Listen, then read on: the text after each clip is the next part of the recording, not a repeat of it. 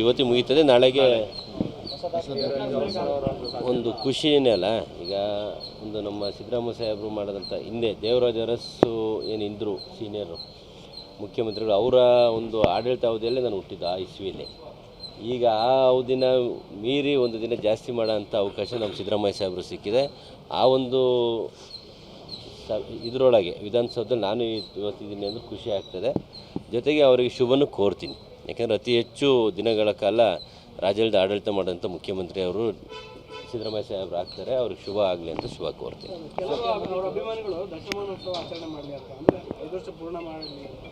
ಮಾಡಲಲ್ಲ, ನಾನು ಹೇಳಿದ್ನಲ್ಲ, ಯಾರಾದರೂ ಆಗಲಿ ನಿಮ್ಮ ಮೀಡಿಯಾದ್ರಲ್ಲಿ ಯಾರು ಕರ್ಕೊಂಬಂದು ಇವ್ರನ್ನ 10 ವರ್ಷ ಮಾಡಿರಿ ಅಂದರೂ ಮಾಡ್ತೀವಿ. ಅಧಿಕಾರ ನಮಗೆ ಜನ ಕೊಟ್ಟಿದ್ದಾರೆ. ನಮ್ಮ ಶಾಸಕಾಂಗ ಸಭೆಯಲ್ಲಿ ಏನು ಆಯ್ಕೆ ಆಗ್ತದೆ, ಹೈಕಮಾಂಡ್ ಏನು ಹೇಳ್ತದೆ, ಅದಕ್ಕೆ ನಾವೆಲ್ಲ ಬದ್ಧವಾಗಿದ್ದೀವಿ ಯಾವಾಗಲೂ.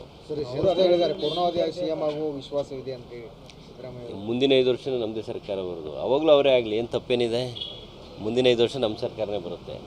ಆ ಕಂಟಿನ್ಯೂ 5 ವರ್ಷ ಅವರೇ ಆದರೂ ಇನ್ನೂ ಒಳ್ಳೆಯದಲ್ಲ. ಯಾರು ರೆಕಾರ್ಡೇ ಬ್ರೇಕ್ ಮಾಡೋಕ್ಕಾಗಲ್ಲ.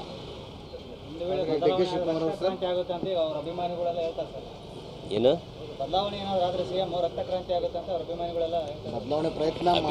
ಅಭಿಮಾನಕ್ಕೆ ಮಾತಾಡಿರ್ತಾರೆ. ಈಗ ತಾವೆಲ್ಲ ಹಿಂದುಗಳ ಇತಿಹಾಸ ನೋಡಿದಿರಿ. ಯಡಿಯೂರಪ್ಪರಂತರನ್ನ ರಾತ್ರಿ ರಾಜೀನಾಮೆ ಕೊಡಿಸಿ ಮುಖ್ಯಮಂತ್ರಿಗಳು ಬದಲಾವಣೆ ಆಗಿದ್ದಾರೆ. ಅಂಥ ವ್ಯವಸ್ಥೆಗಳಲ್ಲಿ ರಾಜಕೀಯದಲ್ಲಿ ಅವಾಗಲೂ ಒಂದಿಷ್ಟು ಜನ ಇವರು ಬೆಂಕಿ ಹಚ್ಕೊಳ್ಳೋದು, ಪೆಟ್ರೋಲ್ ಸುರು, ಅವೆಲ್ಲ ಕಾಮನ್ನು. ಅಭಿಮಾನ ಈಗ ನನಗೂ ಡಿ ಕೆ ಶಿವಕುಮಾರ್ ಸಾಹೇಬ್ ಅಭಿಮಾನ, ಅವ್ರಿಗೆ ಏನು ತೊಂದರೆ ಆದರೆ ನನಗೆ ನೋವಾಗ್ತದೆ. ಆ ಥರ ಅವ್ರ ಅಭಿಮಾನಿಗಳಿರ್ತಾರೆ, ಮಾತಾಡಿರ್ತಾರೆ, ತಪ್ಪೇನಿಲ್ಲ. ಇವತ್ತು ಮುಗೀತದೆ, ನಾಳೆಗೆ ಒಂದು ಖುಷಿನೇ ಅಲ್ಲ.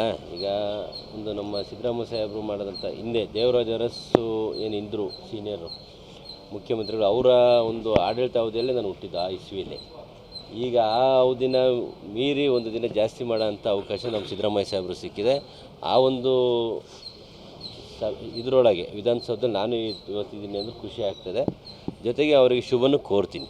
ಯಾಕೆಂದರೆ ಅತಿ ಹೆಚ್ಚು ದಿನಗಳ ಕಾಲ ರಾಜ್ಯದ ಆಡಳಿತ ಮಾಡೋಂಥ ಮುಖ್ಯಮಂತ್ರಿ ಅವರು ಸಿದ್ದರಾಮಯ್ಯ ಸಾಹೇಬರು ಆಗ್ತಾರೆ. ಅವ್ರಿಗೆ ಶುಭ ಆಗಲಿ ಅಂತ ಶುಭ ಕೋರ್ತೀನಿ.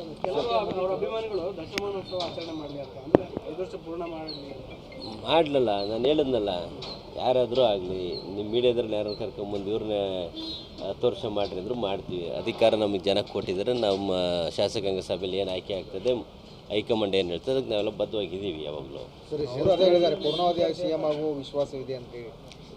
ಮುಂದಿನ 5 ವರ್ಷ ನಮ್ಮದೇ ಸರ್ಕಾರ ಬರೋದು, ಅವಾಗಲೂ ಅವರೇ ಆಗಲಿ, ಏನು ತಪ್ಪೇನಿದೆ. ಮುಂದಿನ 5 ವರ್ಷ ನಮ್ಮ ಸರ್ಕಾರನೇ ಬರುತ್ತೆ. ಆ ಕಂಟಿನ್ಯೂ 5 ವರ್ಷ ಅವರೇ ಆದರೂ ಇನ್ನೂ ಒಳ್ಳೆಯದಲ್ಲ. ಯಾರು ರೆಕಾರ್ಡೇ ಬ್ರೇಕ್ ಮಾಡೋಕ್ಕಾಗಲ್ಲ.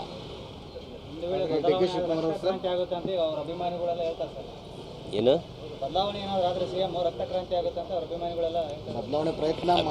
ಅಭಿಮಾನಕ್ಕೆ ಮಾತಾಡಿರ್ತಾರೆ.